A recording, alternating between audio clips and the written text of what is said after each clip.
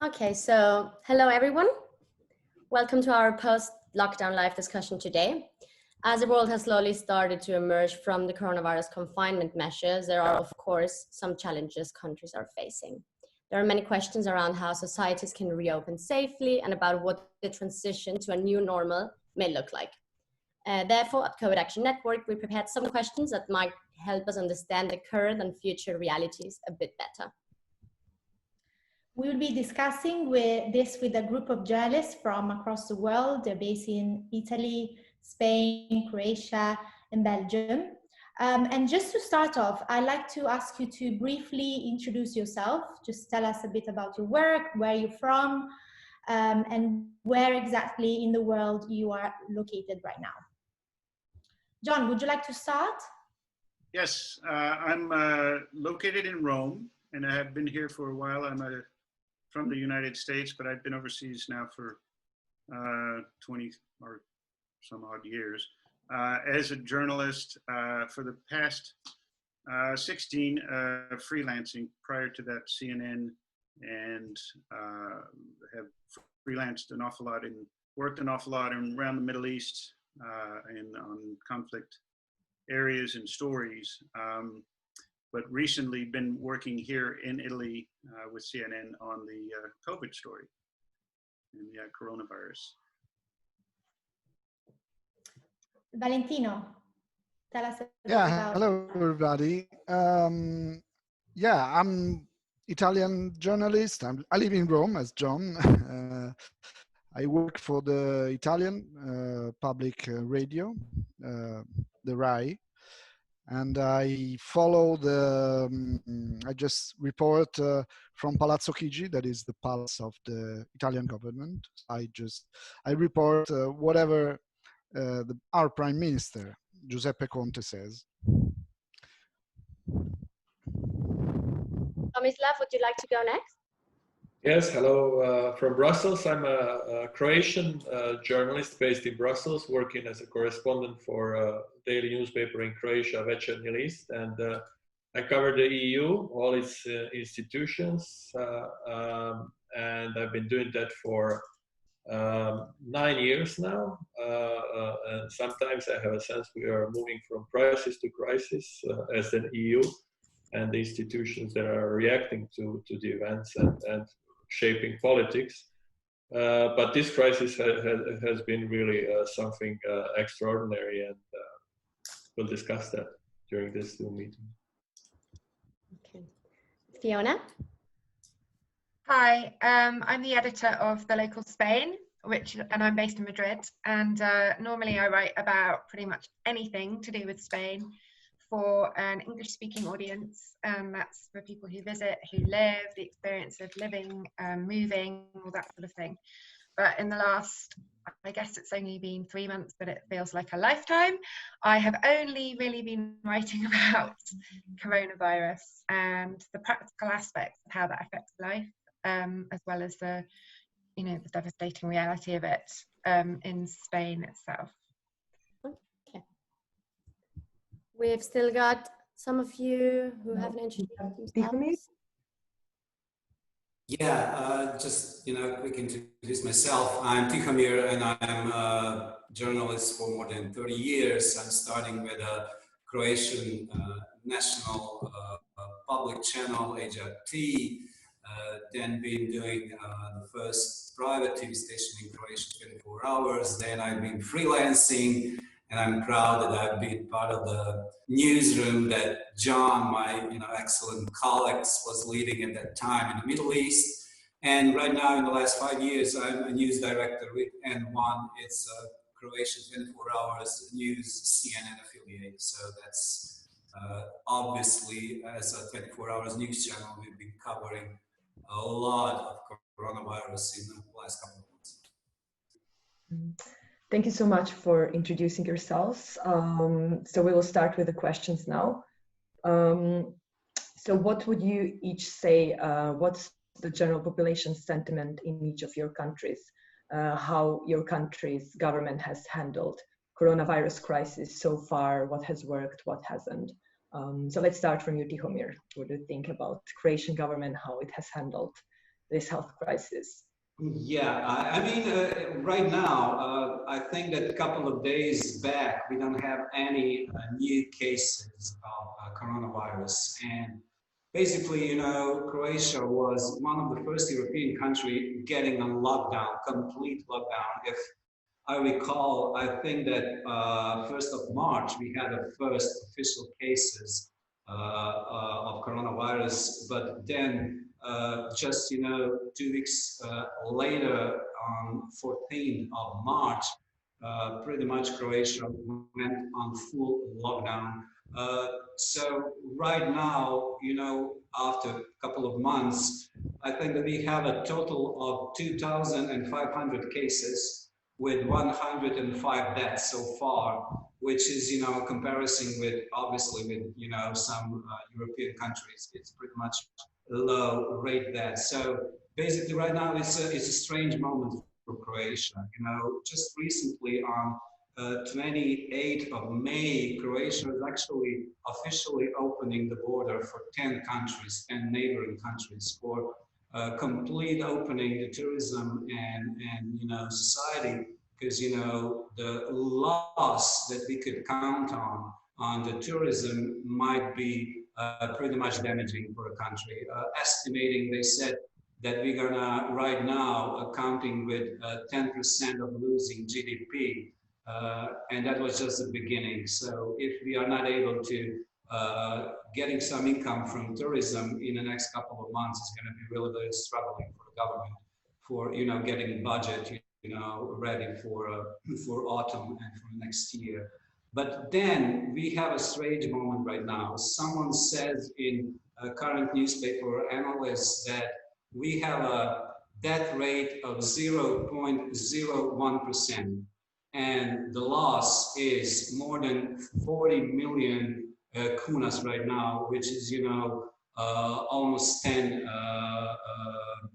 million euros. So basically that means that, you know, many of people in Croatia thinking, okay, when we're waiting, you know, in some kind of a death threat and the problem we have on the health side, at the same time we have a enormous loss in economy. So that was something that, you know, might be pretty much, you know, damaging for readiness to go in possible second wave.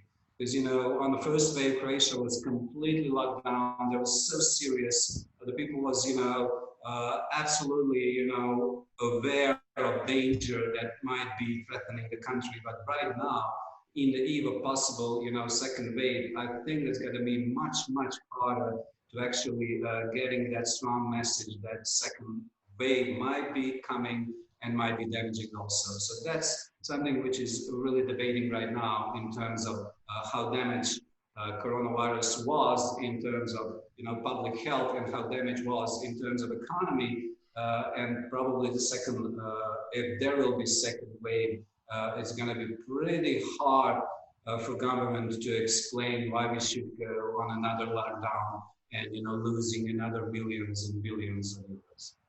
Mm-hmm. Fiona, would you like to say about the situation in Spain? It's very interesting to hear about the situation in Croatia, because in Spain we went on lockdown, I think, on the same day, on March the 14th. But to date, the official figures, there's a big discrepancy between the official death figures and what they could possibly be. The official figure is 27,000 dead.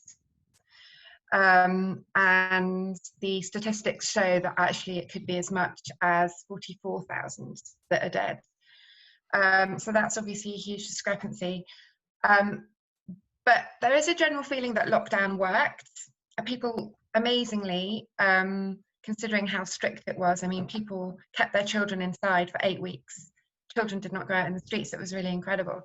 But there's, as always in Spain, there's a huge debate between left and right over the extent of the lockdown, and it became politicized very, very quickly. So we've seen a lot of focus on the wisdom of holding these women's marches on March the 8th, which was seen as a kind of flashpoint where the government already knew the dangers of the coronavirus, but they allowed these demonstrations to go ahead. But on the other hand, we've also seen demonstrations in the last few weeks of people on the right side demonstrating against the extent of lockdown. So it doesn't always make sense. The arguments aren't always consistent. But if you think about the situation of the Spanish government, it's very weak. Pedro Sanchez finally managed to form a minority coalition government, which is very weak. He relies on a lot of having to bargain with a lot of the regions and the parties in order to govern. And considering that fact, he's done pretty well to sort of hold this state of emergency in place and have it extended 6 times. But the effect on the economy is so devastating. I mean, the tourism figures for April, you know, the country had, I think, over 80 million tourists visit last year. Tourism alone is about 14% of GDP, let alone all of the other things. You know, if you think about all of the bars and restaurants and all of that industry that relies not just on tourists, but Spaniards going out, that's completely dead in the water and has been for 2 months.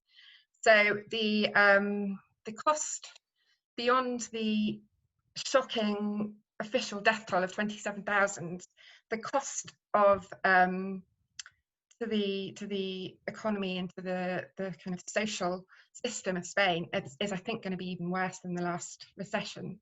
Mm-hmm. And that is something that the government is really going to struggle with. And once we come out of the state of emergency, which is going to end on, I think, June the 22nd, then there's going to be calls for proper investigations into how it was handled, how well it was handled.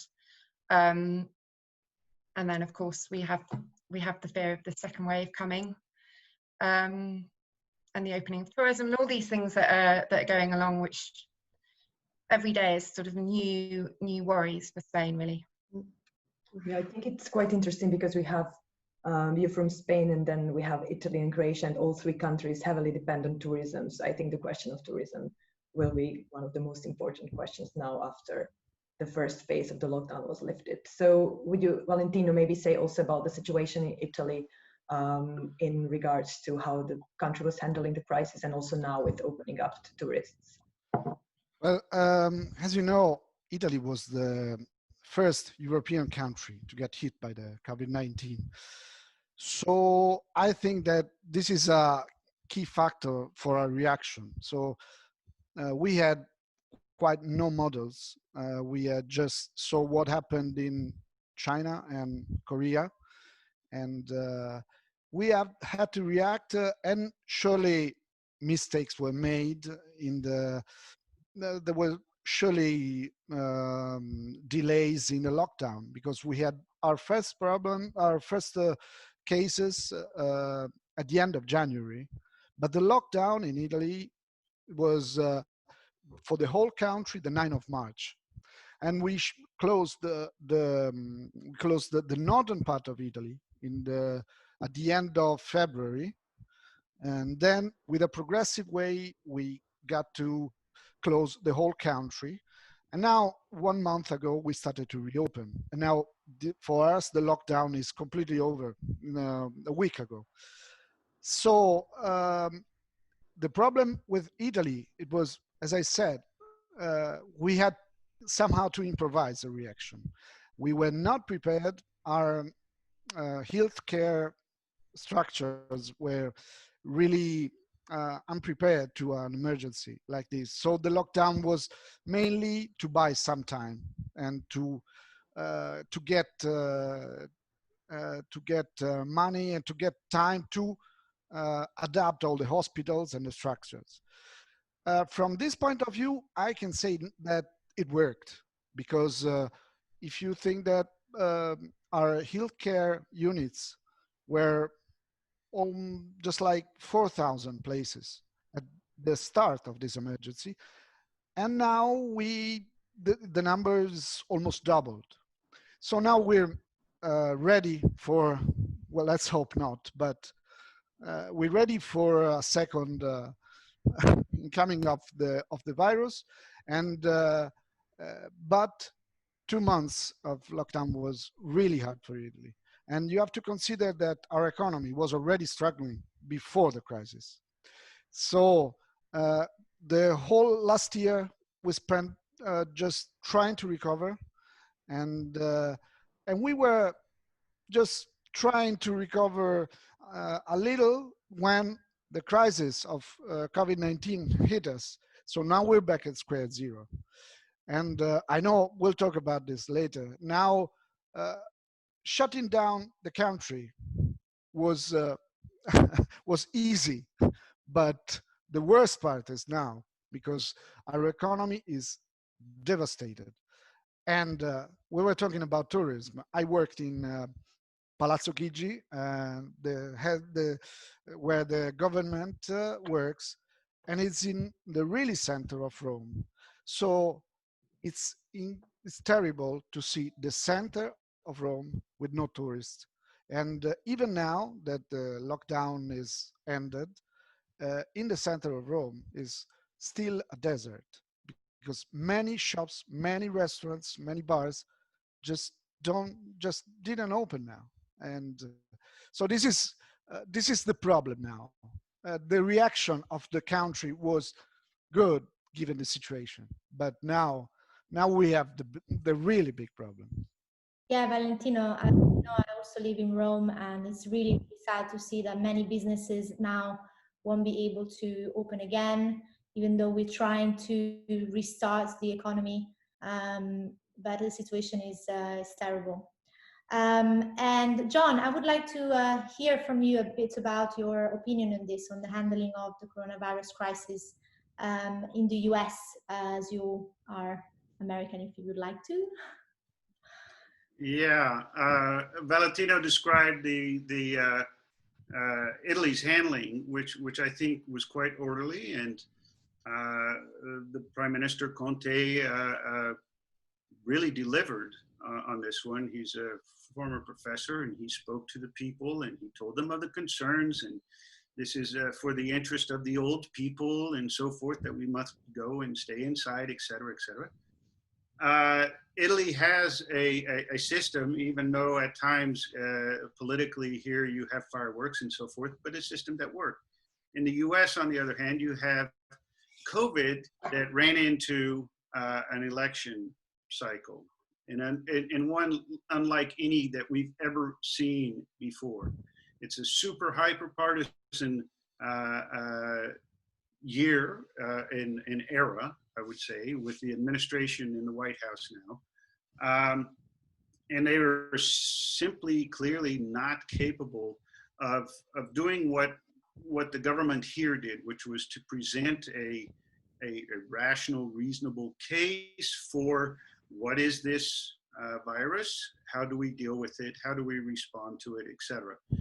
Instead, you had an administration that at first came out and insisted that it was in charge and was going to assign ventilators and was going to assign protective equipment and so forth and so forth, and eventually ceded that control to the governors when the government, the president, in fact, saw that what he was proposing and was not working. His own medical experts could not make sense of it at times and convince people that they had a real program. So what then happened is you got states that responded, and in different ways. And this goes to also an issue with this virus, and that is that it really can affect different areas, different counties inside different states differently. And we don't really fully understand why and how. So you have New York was absolutely hit so hard by the coronavirus. It accounts for I would say 30% or 40% of the fatalities in the United States. The U.S. now has the 110,000 deaths caused by COVID. But then you have other states across a fairly large country with a lot of people, the same sort of population more or less as Europe, that have had very little effect from the coronavirus, and they've had very low fatality rates and infection rates. That now, what we're seeing is the virus is persisting, and it is spreading in parts. So New York has gone through the apex, and it's gone down the other side, and it's recovering. I believe yesterday or the day before, there were no deaths in New York. That was a first. And this is a state that had, again, almost 30,000 or so people died from COVID. But now we're seeing the spread in other parts of the US, in at least 23 states from the last information I've seen. We are seeing an increase in the 7-day average of the coronavirus cases. These are the cases that are positive. So we're seeing an increase there in these 23 states. That's almost half of the states in the country. So it's very uneven. There doesn't seem to be a real national policy. It's more of a local policies that are guiding the response to it. States are under a tremendous amount of pressure to reopen for business. States like California, and again, California was by relative to New York was hardly affected. In a big state, large, huge economy, they want to get going, and they want their economy to get going. Texas, all of these other states where there's large economies at stake, and so you had a lot of pressure. Move it on. Let's get open. Let's reopen this. And it seems now people are sort of ready to test it and see where this goes. We're going to see some, the virus is going to persist, and we're going to see some growth in certain states. Other states we won't. Some people don't know anybody who's been affected by it, and they say, by golly, we should be outside. We don't need to wear our masks either. I mean, this may be a little cumbersome. Overall, it's I would say a little bit of I wouldn't say a disaster, but the response as a nation is just, it's disappointing overall. And Tomislav, so you're based in Brussels. So can you tell us a bit about the situation in Belgium? It has one of the highest deaths per million in the world. So can you explain like what went wrong? And since you're corresponding for a Croatian paper, you can maybe do a little bit of comparison as well between Belgium and Croatian approach. Yeah, so in Belgium today, we saw bars and restaurants open for the first time, allowed to open. So before today, they were not allowed even to serve on terraces outside, like in some other countries. The measures were eased, at least for bars and restaurants to serve outside. So in Belgium, we see this this new phase of opening up.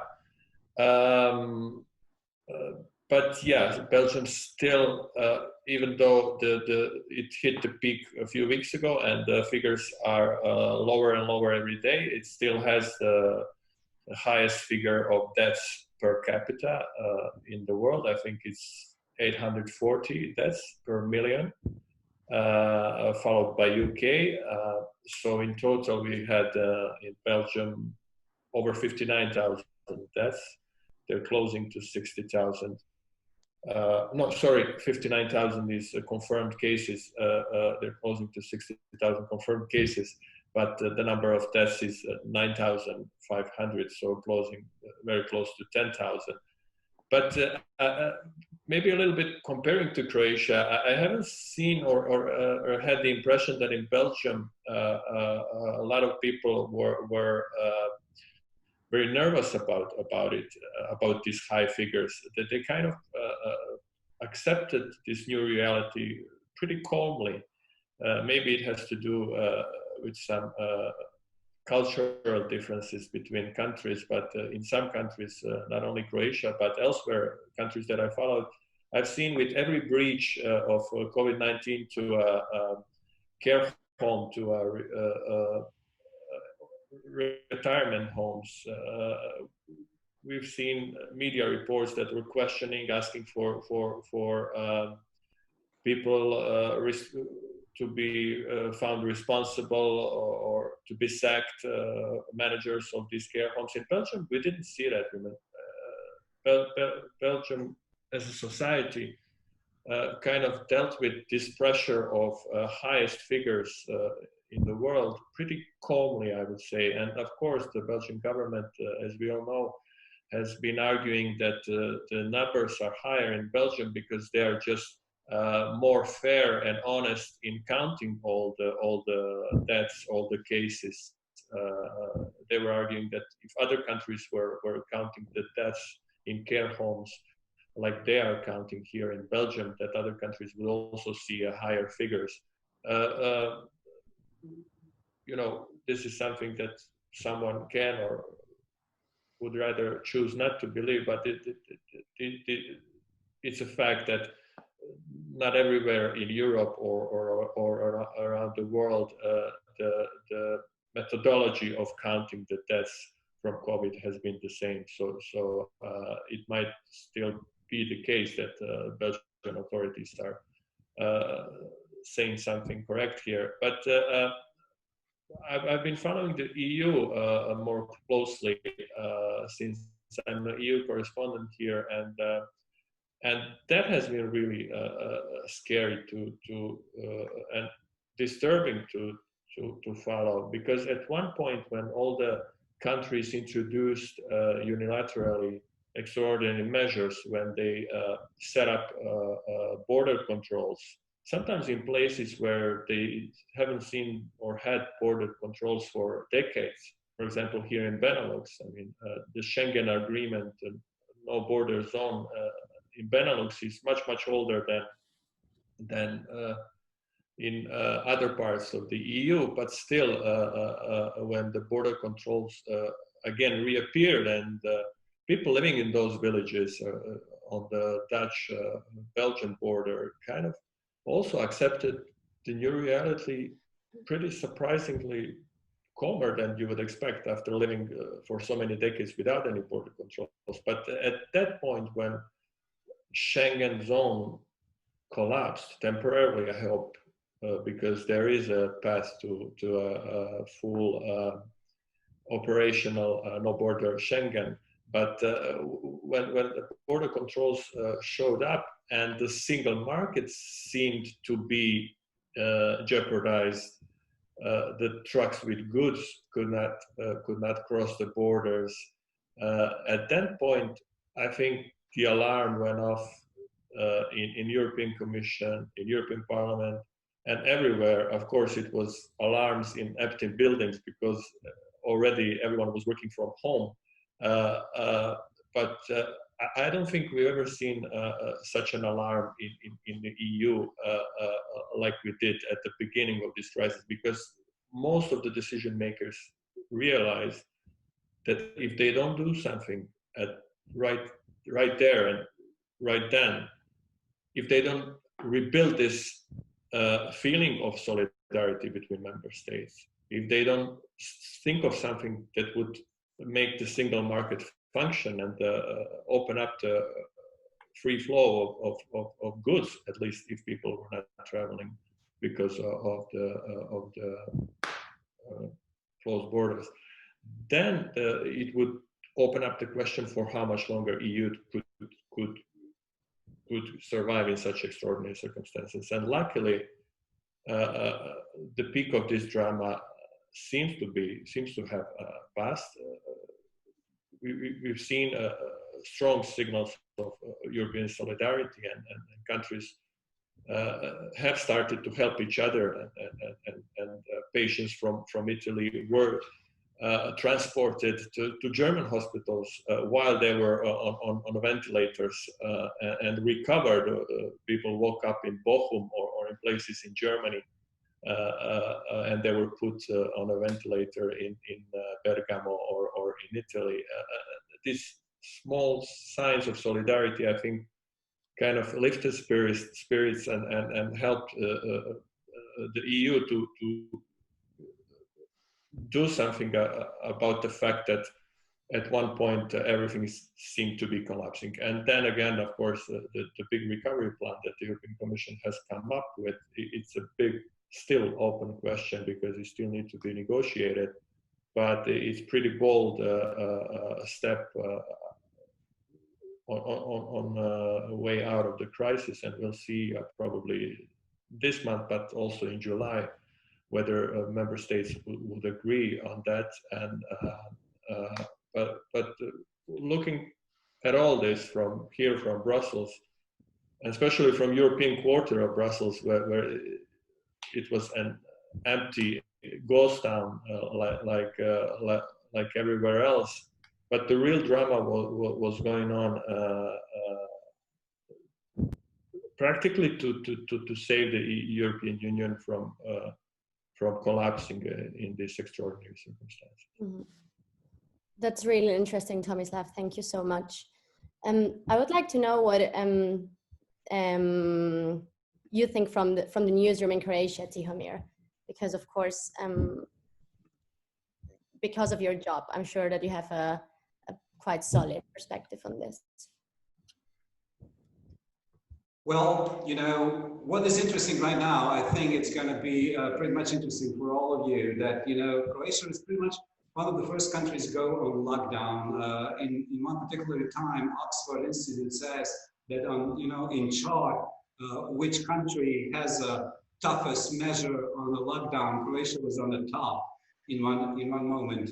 But then Croatia right now is one of the first countries that completely opened the border for a tourist. And that's pretty much interesting. Today, I've been interviewing Vice President of the government saying this morning in the studio that probably, you know, the most majority of rush hour right now, even in all countries of the world, is on rush on the Croatian borders, which is pretty much true, because we are following, you know, a couple of days back that there is a, you know, huge column of cars coming in Croatia, you know, trying to, you know, find some place for getting the rest after all those lockdown and, you know, and stress. So basically, it was in terms of, you know, epidemical, it is gambling, you know, in one term, because, you know, right now, today we are seeing the, you know, much more cases in neighboring countries that we have like weeks ago. Right now in Serbia, in Bosnia, in North Macedonia, there was 110 cases today. So basically, Croatia is gambling right now, opening the border, and that was one of the debate. And the second debate, which is almost on the horizon, is that Croatia is probably the first EU country having a parliamentary election in less than 1 month. So basically, there is a lot of question, you know, how, you know, how, you know, political party will run that campaign. Is still some kind of, you know, restriction of mass gathering.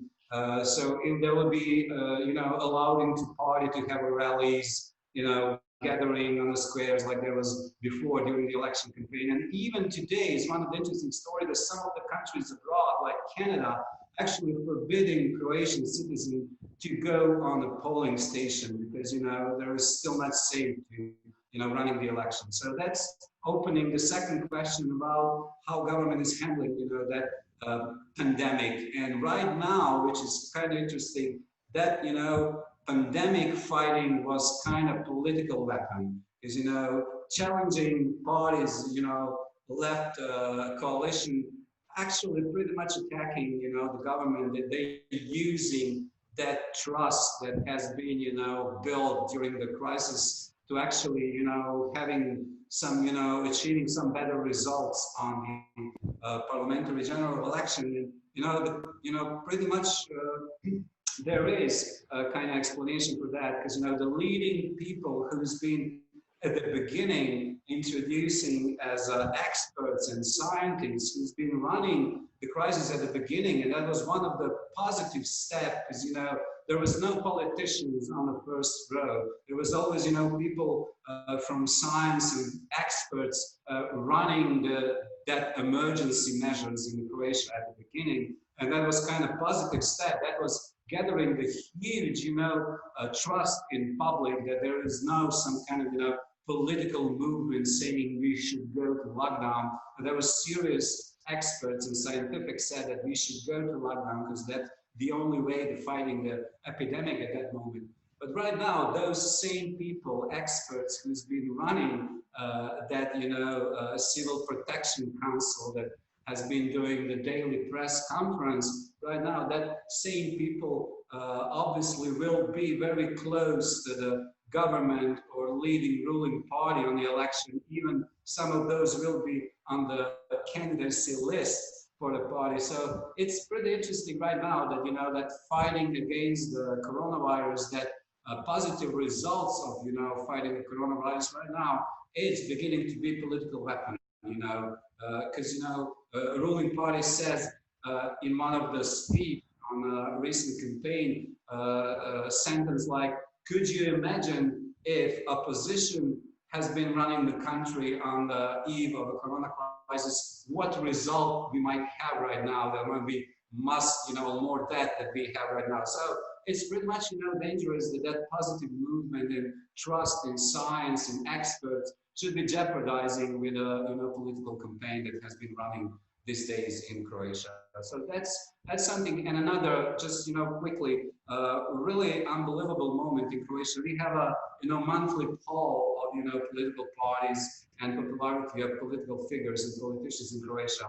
And one of the key questions was, from month to month, the way of trust that government is leading the country, optimism or pessimism. And then it's unbelievable that in the middle of the corona crisis, in the March and April, that trust was on the highest level in last, couple of years. So, the people believes that, because we are fighting the coronavirus and we have some kind of unity of the country, that there is a right way, that we are on the right way, on a positive, optimistic way for the future.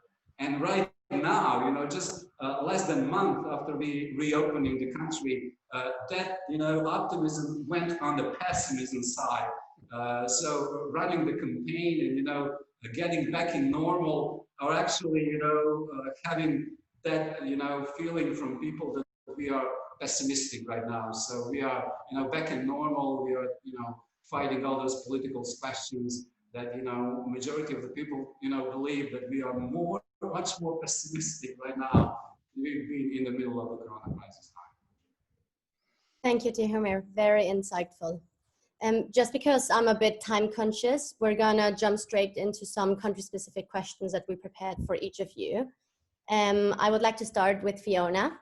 I found it really interesting what you mentioned about there being some tension internally from a political perspective. And I was wondering, what you think will happen when we're out of the state of emergency here in Spain, and when the autonomous communities recover their competences and when they recover control over the regions again? How do you think that will help the country develop and the country move out of this weird stage and this extremely locked down stage that we've been in? Well, one of the interesting things that we've seen since lockdown is that the whole sort of debate about Catalonia independence, which was such a huge issue in the last few years, has really dropped right down because people are obviously focused on something else. And Catalonia, because it's been so hard hit as well as Madrid, it's sort of been it's been an ally in terms of it's been following the government's precautions a lot more. Some of the other regions,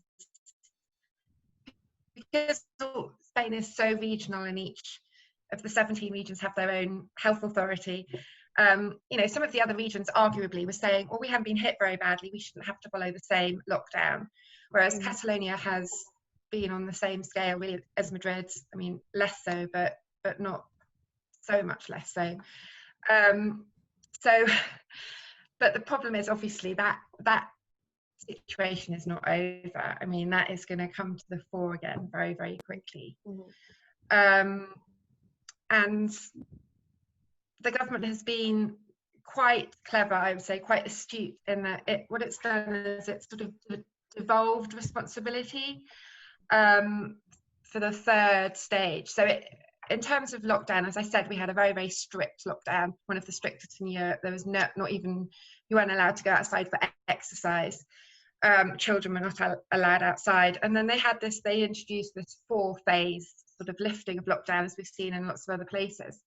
And that has actually moved through quite quickly. So it's been developing in a positive way. So people are suddenly finding that they're getting more freedoms sooner than they thought, and that's helping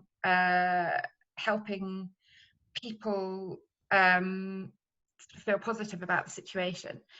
And the government has now said that when it comes to the third phase, it's going to be up to the regional authorities to decide how long that's going to last and make their own decision about when their health system is able to come out of it. So they sort of cleverly pushed responsibility onto the region, so that should help somewhat. I mean, the big challenge is going to be going forward with trying to find the money to pay for the huge bill that coronavirus crisis has left.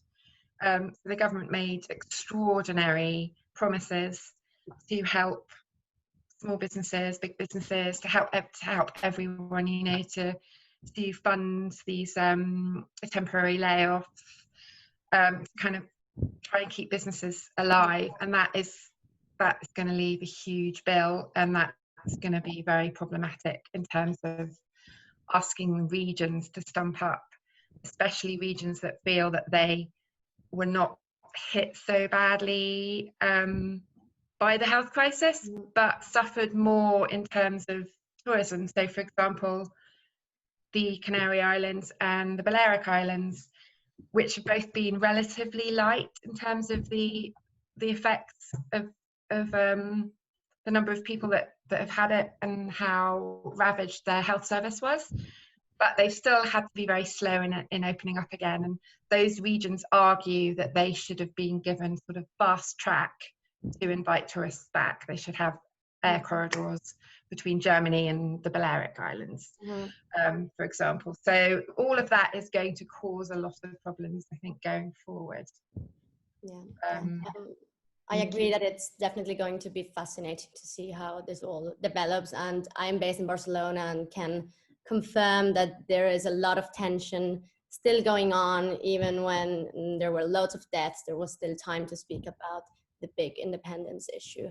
So yeah, very interesting that you also mentioned that, and you could sense it from Madrid, which is where you are. Yeah, I mean, it's that, unfortunately, that issue isn't going to go anywhere. It's going to be still a huge nightmare going forward, I think, in terms of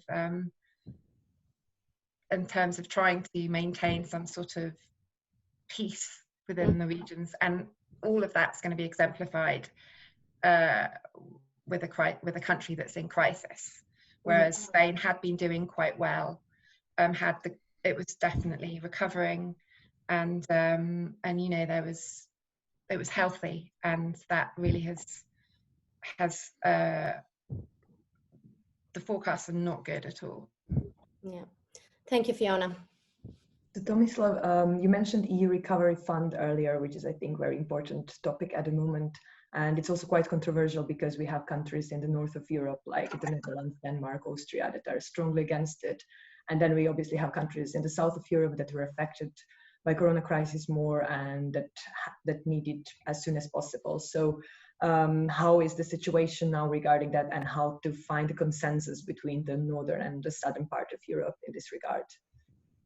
Well, one of the big stumbling blocks of course, biggest stumbling block are the figures, the amounts of money. But it's interesting to see, you know, how one of the big problems in reaching the consensus is the fact that the leaders are not able to physically meet.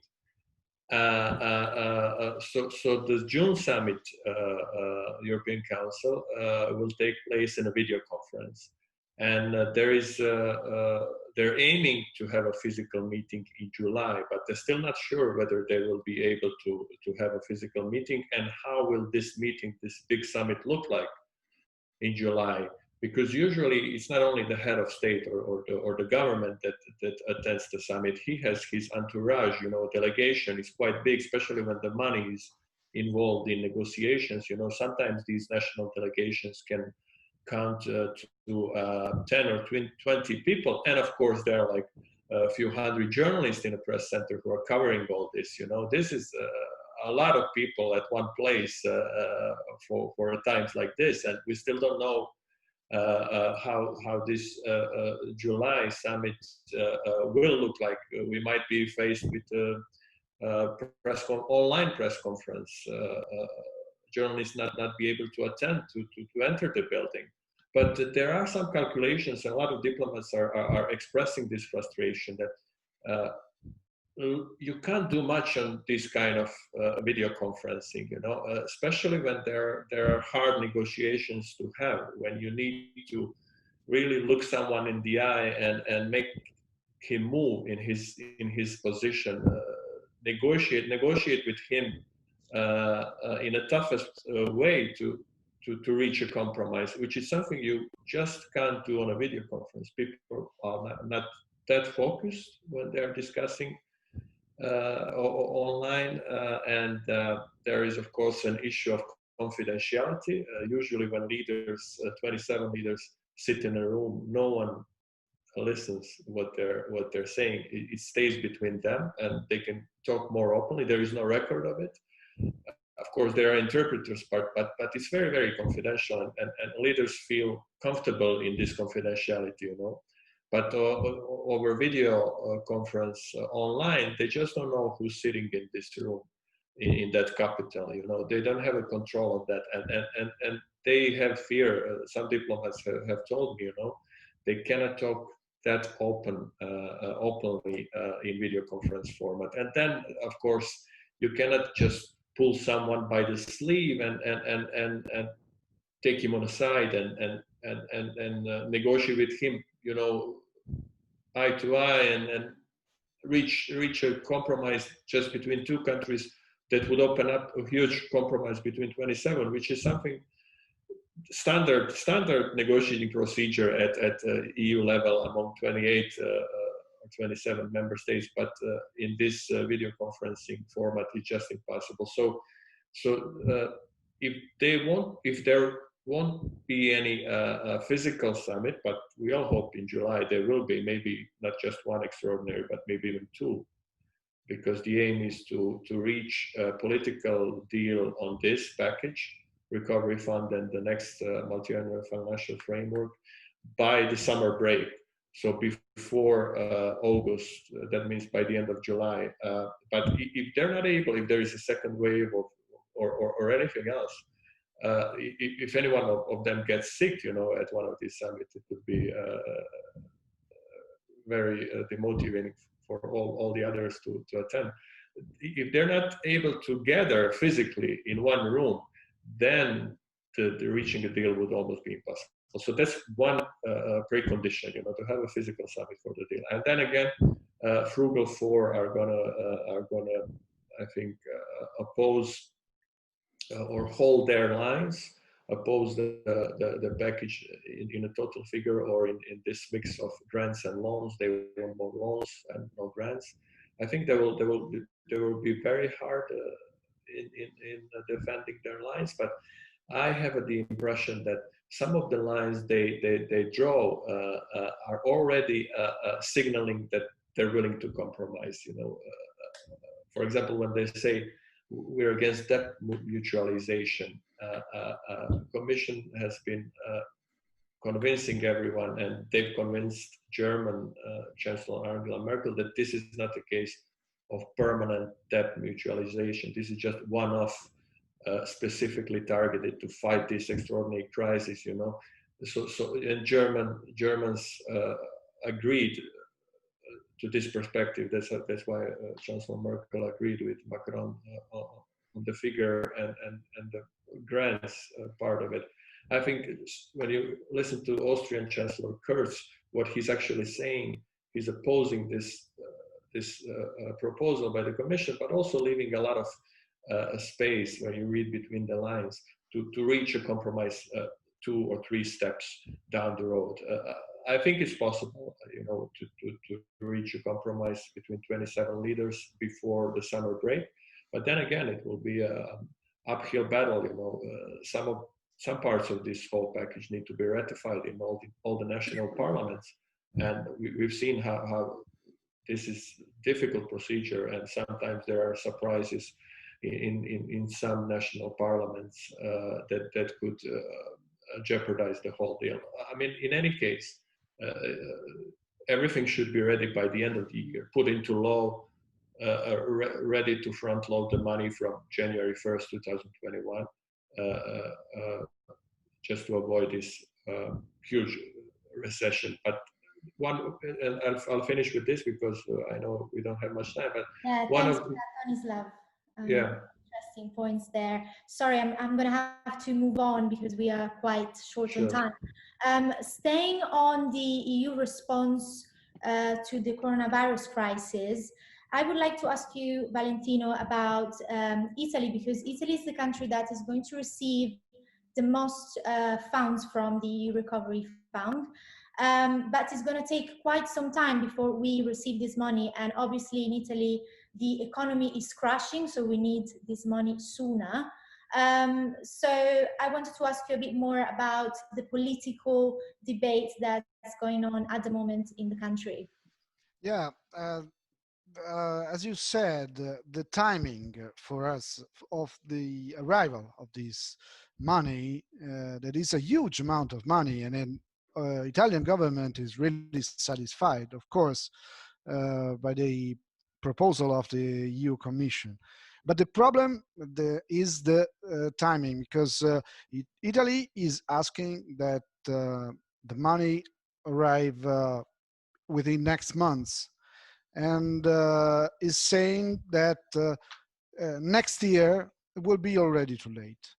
So we have this from one hand. On the other hand, there's a big ongoing debate in Italy whether to acquire the funds because we have this funds on the recovery plan. It's really good, but we don't know when we can have them.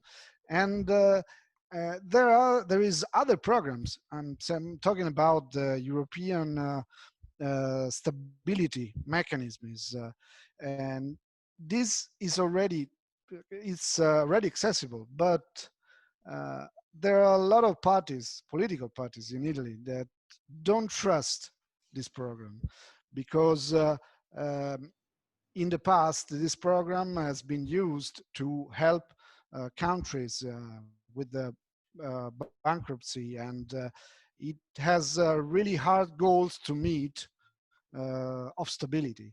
And now we know that achieving to this program, we would have 37 billion euro in to restructure our health system, and it's a really good amount of money. But the political parties are afraid that there will be goals really strict to meet. So the problem is really the time. So maybe we could have the European Stability Program within next month, but the Italian Prime Minister Giuseppe Conte is quite skeptic and wouldn't want to get those money. We want the recovery plan money, the next gen EU money. But as I said, as necessary within next months, and next year will be really too late to recover our economy, because the figures have been that we're going back to 20 years of economic growth for Italy. So this is a really huge challenge that we cannot deal with without the money from European Union. And now the European Council, as Tomislav was saying, will be really hard negotiation. It won't be conclusive. We already know this. There will be necessary other council extraordinaries. We hope in persons and not on the video. And the main request from Italy is this money is as soon as possible, months and not 1 year. Yeah, we absolutely need this money at the moment because we already have a terrible financial situation. We have an enormous debt already. So for us, it's going to be an important step. Hopefully they're going to manage it soon. And I wanted to ask you, John, because obviously you are American, but you've been living in Italy for many years. You've been reporting a lot from here. So I wanted to ask you to do a bit of a comparison, if you can, about the situation in Italy to the one in the US. Well, I mean, there's a massive scale issue. So you have a population that's quite a bit larger in the US. You have an economy that's massive. And you also had in the United States, at the time that the pandemic occurred, you had a relatively well functioning economy at a time where there was a growth, where employment was quite high, and so this is a real difference between where we in the United States were when the pandemic hit and where Italy was. Italy has sort of more, struggled with this productivity issues and budget issues and so forth, deficit spending and so forth. So there's, it's hard to compare the two really on that level. I mean, going forward, Valentino explained what the priorities are for Italy and what their great desire is. For the United States, the same thing. I think the main thing that most people want is clarity. That would be nice. Again, you're going into an election cycle.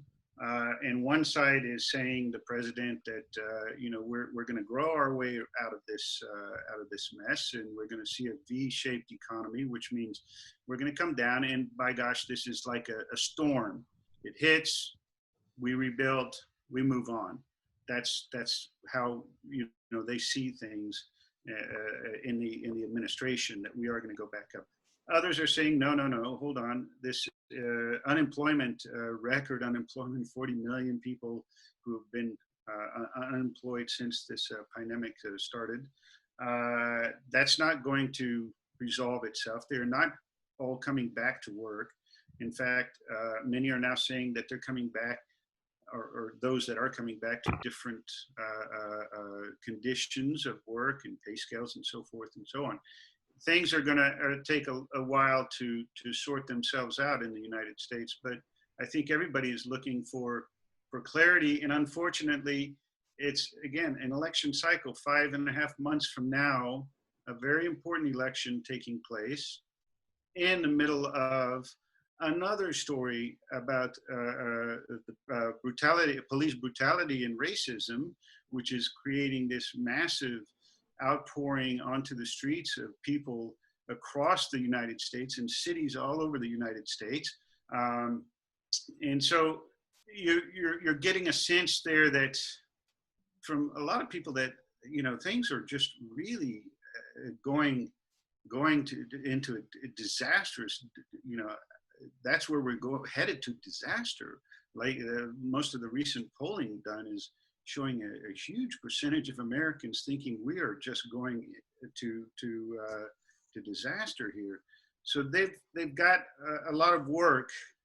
They are leaders to provide the clarity eventually to get through their elections. To, you know, we have to decide who is going to run the government, who's going to provide that clarity, and then who's going to come up with some policies to help the economy grow, help it grow again. It's going to be different. Everybody seems to agree that post-COVID, you know, it's going to be a different environment.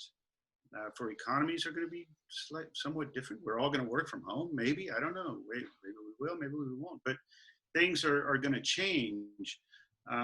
And so I think the key thing that they're looking for there is clarity. Here, the key thing is you know, they want to, Europe it says we're united, show it, prove it, let's do it right now. We need the money now to grow. That's the issue here. In the US, it's just give me some clarity, because right now we're going into a very strange place. And this election, by the way, is, you know, nobody really knows exactly how the outcome is. You know, in past elections, we always knew there was going to be a winner and a loser. This time you could have two winners. Who knows? I mean, these things are a little dicey these days. I just wanted to ask you guys, because it's already past, whether you can still stay for 10 minutes so we can go into at least one of the questions the audience asked. Is that okay? Yeah. Okay, great. Yeah, we have some really interesting questions from the audience, but since we are running out of time, maybe just to ask like one of them, and either of you can reply. So how can media attention be maintained in the near future? Because the virus will still be here. So it will be important to report on it, but the news agenda will perhaps switch to something else. So how can we maintain the public's interest and awareness of the threat posed by virus? You're all journalists, so I'm sure any of you can give your view on it. I might just say it depends on the news companies. Some of the news companies have already decided, I think, and certainly when I was working with CNN, I was hearing a firm commitment. We will cover COVID until COVID is, vaccine is had, vaccine is administered, people are okay. So it depends, I think, on the companies and the resources that they're going to put into it. That's from one company. Others may decide, you know, these protests in the United States are the latest shiny object. We're going to move in that direction, and who knows what else. Mm-hmm. I think it's going to stay a subject of great public interest, because it's affecting so many lives and businesses, and the way you travel, the way you live actually is changing in a matter of weeks, sometimes even days. So I think there is an unprecedented public interest here, and I think that the media just wouldn't be able to turn their heads away. One fascinating detail that we've seen in many countries, but I can speak of Croatia as well, because the newspaper I work for gave a lot of space to scientists who were publishing a huge amount of text, they're commenting on what's going on and explaining what's going on, and these articles hit sometimes 20 or 30 times the figures of best read articles usually in our newspaper, you know. So that's very encouraging, especially in an industry that is facing a lot of problems with declining readership and everything, and readers moving to social networks or elsewhere. When you see in times of crisis, you know, readers want to read quality journalism, from writer or author or scientist who has the authority, who knows what he's talking about. And I think, although you see people are tired of lockdown and then they lose focus, but they get back to it, you know, they're again interested in what's going on with the subject and about the vaccination, about everything, about all the aspects, because it affects their lives. I think that... let me shortly, just raising 3 challenges that I'm seeing on the horizon. I think that, question of epidemic as an international weapon, will be pretty much interesting, to see, how we're going to handle right now. There is a question, how European Union is able to reacting on, getting off from lockdown, because still some borders are open, some not. Some even says that, reopening the border right now is much more political question than epidemic, or health question, some countries are, keen to open to another countries and some's not. So I think that's going to be still, issue. Then, probably the next huge, challenge will be that question about the possible vaccine or cure, and, if or when that will be available. Is it really be available, for a whole world? It's going to be, still weapon, for using some kind of pressure. We have a vaccine and we have to, taking care for ourselves and then, thinking about the rest. So I think that, scientifically, the future of, virus or cure or, medicine for coronavirus will be, very interesting topic. And, then also the people will, facing a lot of question about, like I said, possible second wave. So what are we going to do? Are we going to still go on another lockdown? Because, some of the politicians in Croatia already stated that, if we're going to have another wave, that we are not going to be, ready for getting on the next full lockdown, because, it's going to be completely ruined on the economy for the next 5 or 10 years. Basically, that's going to be, question and debating. I'm pretty much sure that's going to be still, very challenging for journalism in the next months and years. Valentino, you wanted to add something too? No, I just wanted to say that journalism should follow life. So now we're facing a new phase that is the COVID-19, at least in Europe, is fading. It's luckily, and of course the coverage of the journalism in the future will be less, because life will go on, and journalism will follow. I think that journalism will follow the consequences, because we will have consequences of this crisis for the next 10, 20 years. So it will be a subject to cover, I think, for a lot of time. So it's something that we've seen before. If the aim of the journalism is to leave people in fear, that is wrong. I mean, you have to cover with balance, and just reporting the facts and reporting life out there. We just can't do reports about just for injecting fear in people. And as you touch on that, Valentino, I wanted to ask you, do you think Italians are going to adapt to a new normal? This is a question from our audience, how Italy will adapt to the new normal.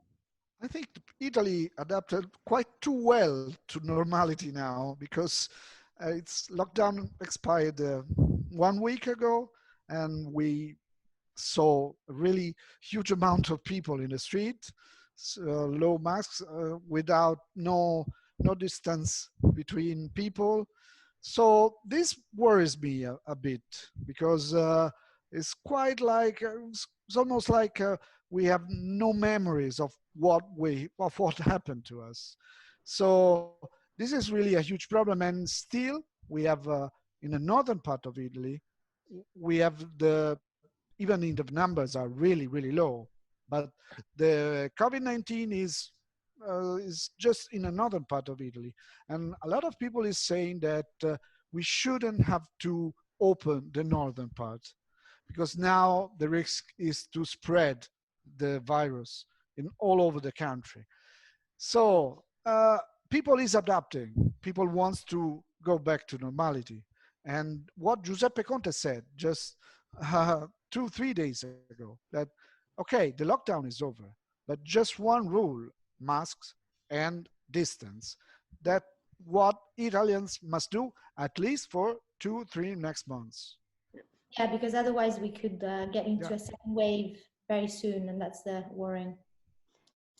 I would really love to hear from Fiona, just to wrap up the conversation about the media and public interest topic.